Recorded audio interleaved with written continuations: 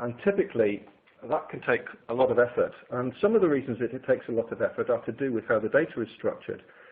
And quite often the schedule or the plan and how the estimate has been constructed, perhaps in industry standard methods of measurement, those aren't necessarily in the same structure.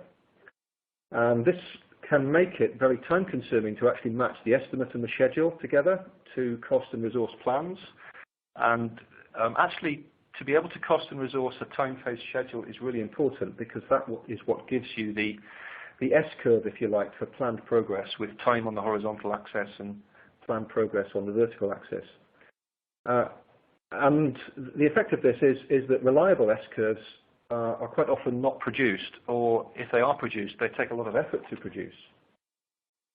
And the other point to that is that actually when the S-curve is being progressed, if by some chance a reliable S-curve has been produced, that objective progress assessments quite often aren't actually visible to the customers, and even internally within the contractor.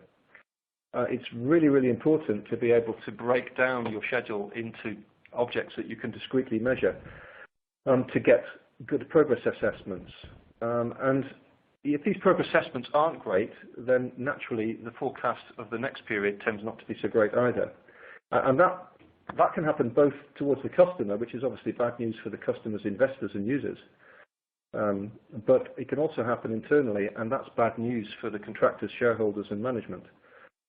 So to my mind, it's really important to actually improve, A, the accuracy of your progress forecasts, but behind that, to be able to produce a good quality S-curve, planned S-curve at the start of your job, and to be able to control progress along that objectively.